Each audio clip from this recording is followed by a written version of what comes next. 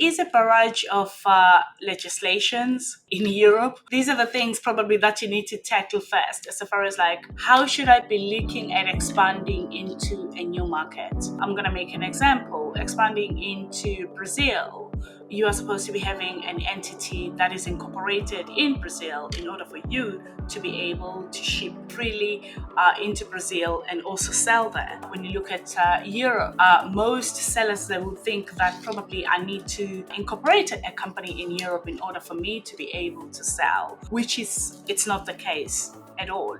But sellers, one thing that they sort of like look at, if they are selling on a platform like Amazon, say for instance, they look at Amazon and say, wow, I'm selling on Amazon. I've got the experience, which is fantastic. So I'm going to be launching in the UK. They speak English. It's going to be easy for me to just transfer through my listings without having to think that there is localization that needs to be taken care of. There is tax registration that needs to be taken off. But also, most importantly, there is funding that is required in order to fund that inventory, because we are suddenly expanding into new markets. We're talking about developed sellers.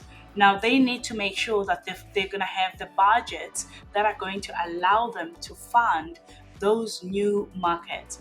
But also on top of that, I would say that consumer demand and sustainability, what that has done, it's made sellers to be very, very savvy. So which means put you back that know your market and do your proper research before just jumping into expanding into a new market. And also have your pricing strategy in order and cost analysis. Because in the UK, you're going to be selling in sterling, and then in Europe, you're going to be selling in euros.